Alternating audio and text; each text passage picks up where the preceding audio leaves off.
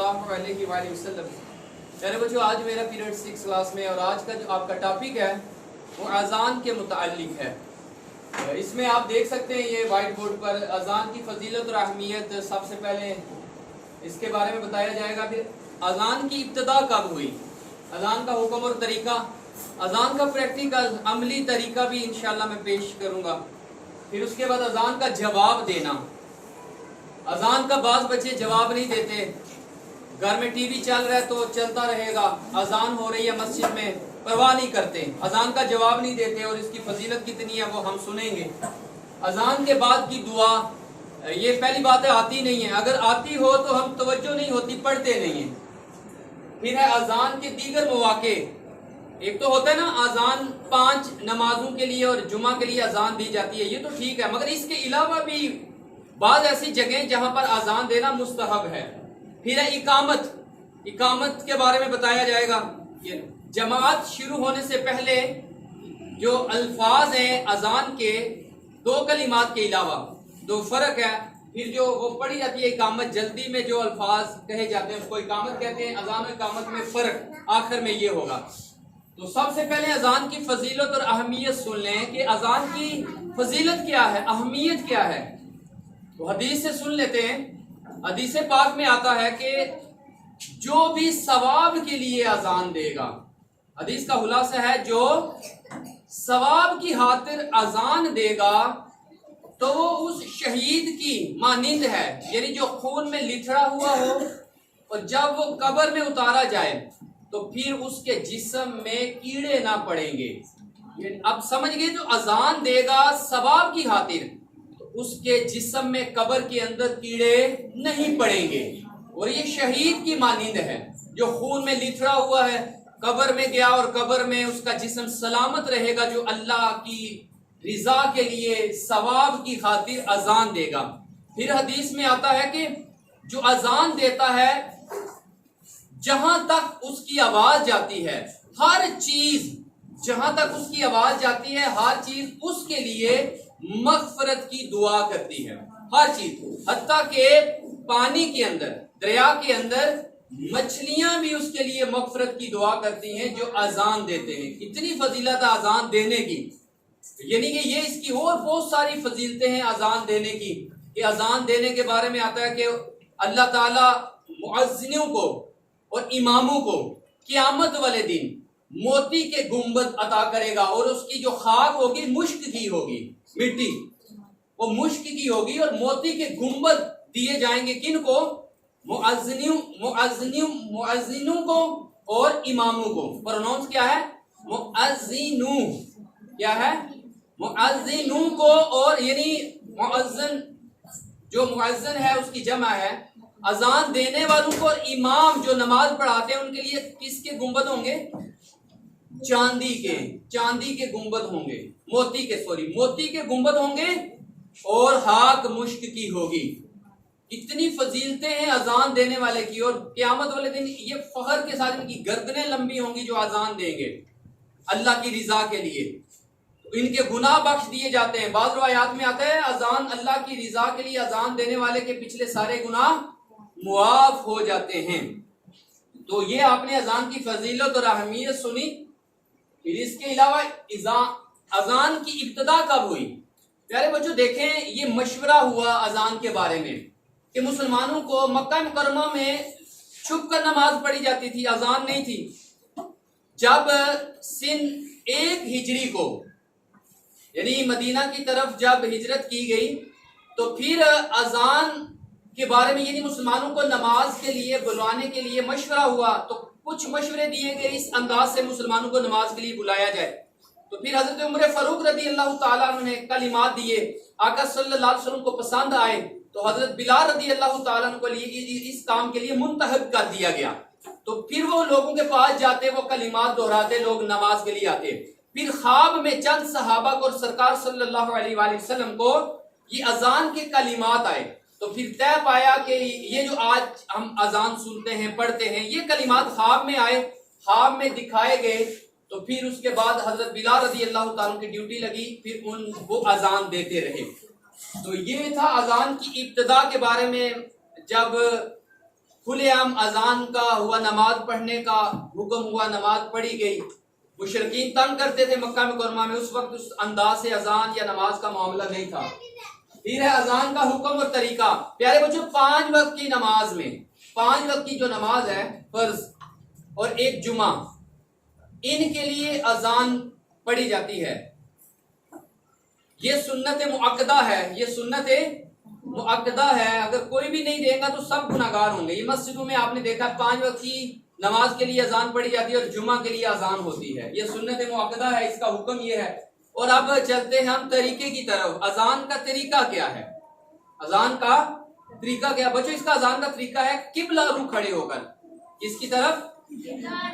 قبلہ رو کھڑے ہونا۔ مسجد میں جب اذان دی جاتی، ویسے تو پہلے اونچی جگہ میں اذان دی جاتی تھی، باہر مسجد سے اذان پڑھی جاتی تھی۔ اب مسجد میں بھی ایک آپ کو پتہ محراب ہوتا ہے، اس کے اندر جگہ ہوتی ہے، وہاں پر اذان دی جاتی ہے۔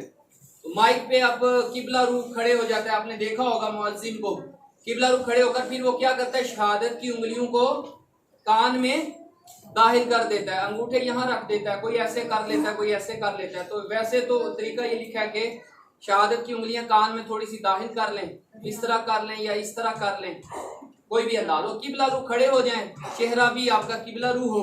اس کے بعد اذان کے کلمات دیکھ لیں، آپ یہ سمجھ لیں، سپوز کریں میں قبلے کی طرف ہوں، ویسے تو ابھی میں قبلے کی طرف نہیں، مگر آپ کا چہرہ قبلے کی طرف ہے، تو قبلے کی طرف کر کے جب آپ کو اذان کے لیے کوئی کہے، اور درست تلفظ ہونا چاہیے، تلفظ بھی کیا ہونا چاہیے؟ درست ہونا چاہیے۔ باقاعدہ اذان سیکھیں، اس کی فضیلت اتنی ہے تو سیکھنا بھی تو چاہیے۔ تو اب اذان دوں گا، آپ دیکھیے گا، یہ سمجھ لیں میں قبلہ رو ہوں، قبلے کی طرف میرا چہرہ ہے، تو اب میں اذان پڑھوں گا۔ یہ دیکھیں شہادت کی انگلیاں بھی میں نے داخل کر دی، یا ایسے کر لیں یا ایسے کر لیں۔ تو میں اب اذان پڑھنے لگا، آپ سنیے گا۔ اللہ اکبر اللہ اکبر اللہ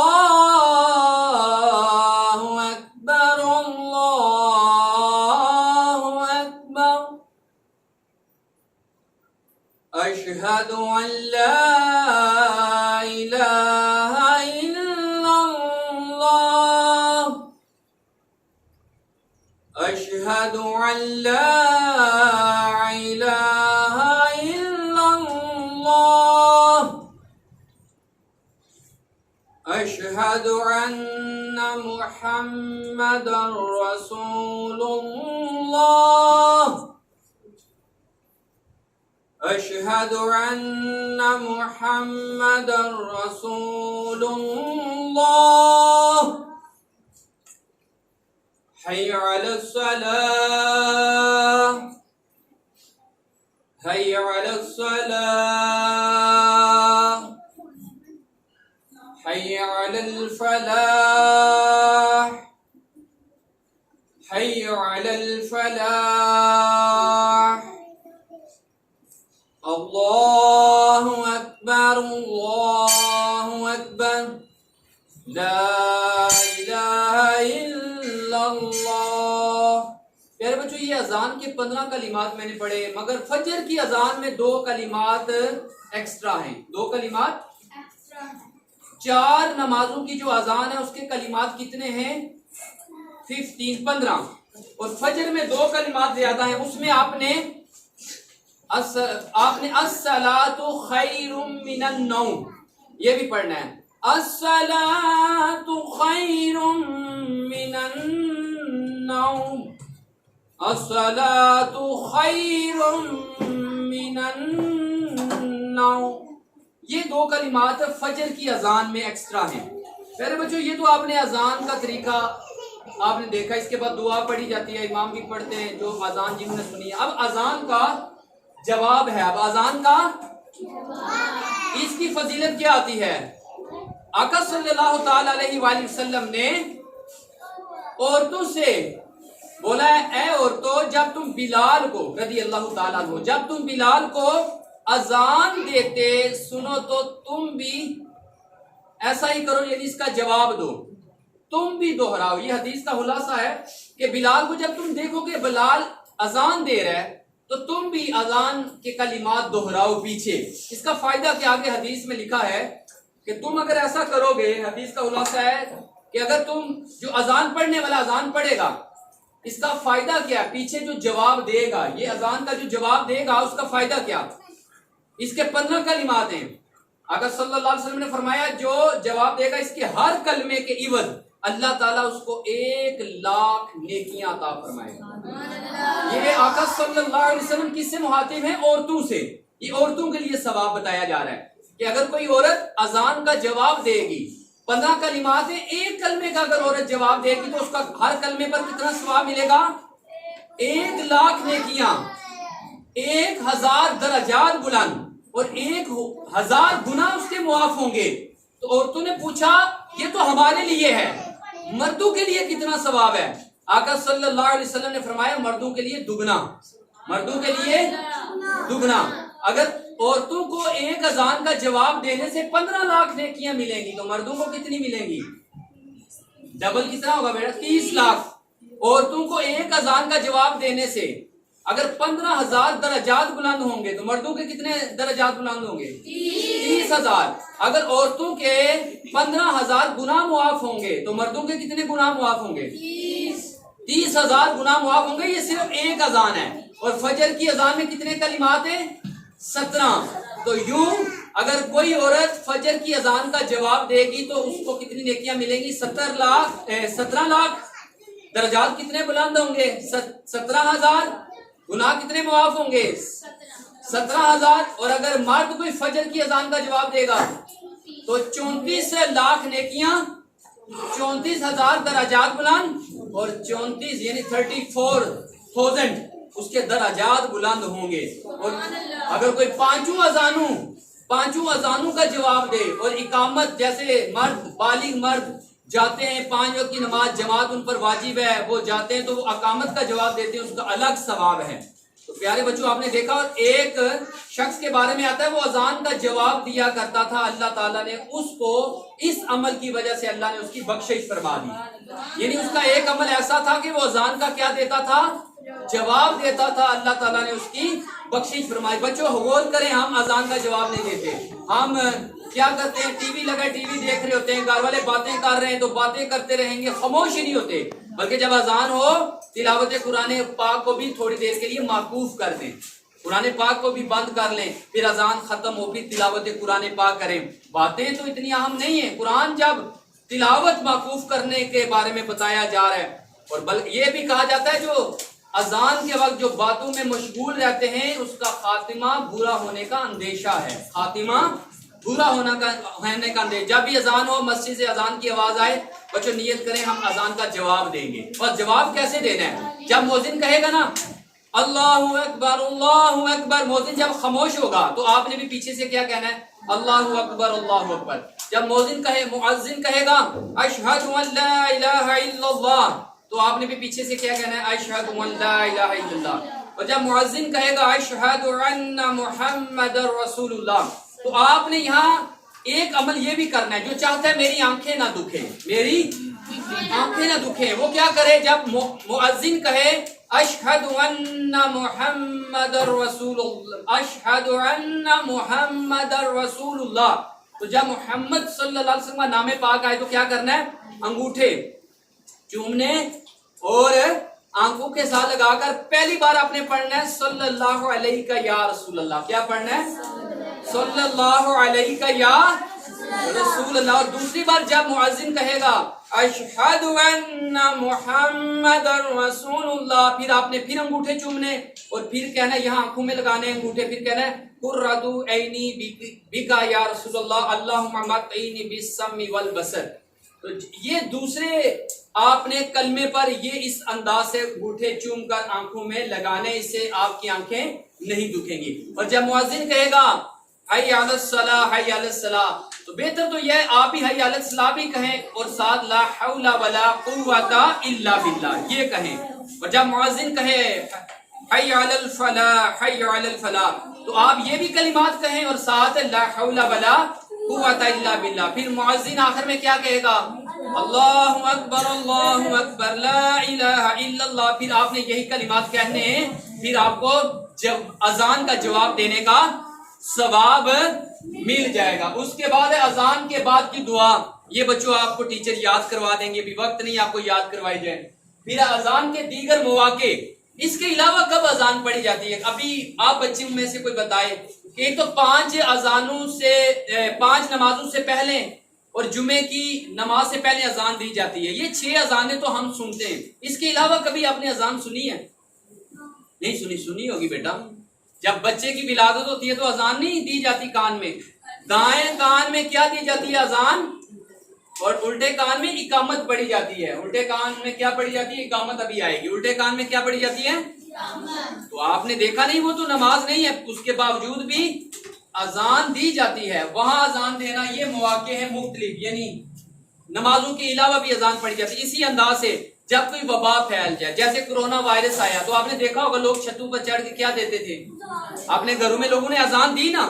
جب بڑی بیماری آ جائے، وبا آ جائے، جس کا علاج سمجھ نہ آئے ڈاکٹروں کو، پھر بھی اذان دیں تو اللہ تعالیٰ وہ بیماری کو، بلا کو دور کر دیتے ہیں۔ اسی طرح کو مرگی کا مریض ہے، اس کے کانوں میں اگر اذان دی جائے تو وہ ٹھیک ہو سکتا ہے۔ آگ لگ جائے کہیں، وہاں پر اذان دی جائے تو وہ انشاءاللہ آگ بجھ جائے گی۔ کوئی غم زدہ ہو، اسی طرح جانور کے کان میں بھی اذان دی جائے۔ اگر آپ راستہ جنگل میں بھول جائیں، کوئی بتانے والا نہ ہو، تو اس وقت بھی آپ اذان مصیبت میں پڑھیں تو انشاءاللہ وہ راستہ مل جائے گا۔ کوئی بڑی مصیبت آئے تو آپ اذان دیں۔ ان مواقع پہ اذان دینا مستحب ہے، اچھا کام ہے، دینی چاہیے، پریشانیاں دور ہوتی ہیں۔ اب ہمارے پاس اقامت۔ اقامت بیٹا کیا ہے؟ آپ نے سنا ہوگا نماز شروع ہونے سے پہلے جب امام کھڑا ہونے لگتا ہے اس سے پہلے اقامت پڑھی جاتی ہے نا، اور اقامت کے الفاظ وہی ہیں جو اذان کے ہیں، صرف 2 کلمات میں فرق ہے۔ کتنے کلمات میں؟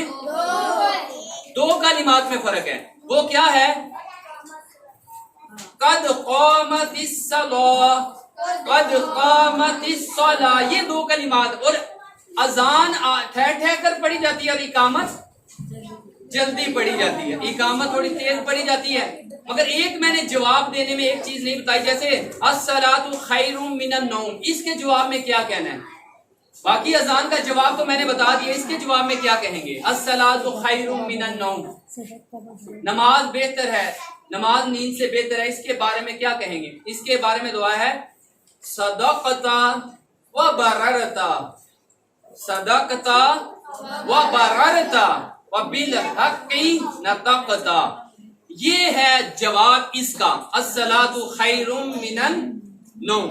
اس کے جواب میں آپ نے یہ پڑھنا ہے۔ تو پیارے بچوں، آج یہ پھر اذان اور اقامت میں فرق بتا دیا کہ اذان ٹھہر ٹھہر کے اور اقامت جلدی میں پڑھی جاتی ہے، اور 2 کلمات کا فرق ہے۔ کیا ہے؟ قد قامت الصلاۃ، قد قامت، یہ 2 کلمات کا فرق ہے۔ یہ آپ کو تقریباً جو ٹاپک آپ کے ٹیچر نے آپ کو پورے چیپٹر کے اندر جو ٹاپک ہے اذان کا، جو آپ کا یہ تقریباً میں نے کور کرنے کی کوشش کی ہے۔ دعا کرتا ہوں اللہ تعالیٰ سے جو آج کا درس ہوا، جو میں نے آپ کو لیسن پڑھایا، اس کو اللہ تعالیٰ یاد رکھنے کی، آگے پہنچانے کی اور اس پر عمل کرنے کی توفیق عطا فرمائے۔ آمین بجاہ النبی الامین صلی اللہ علیہ وآلہ وسلم۔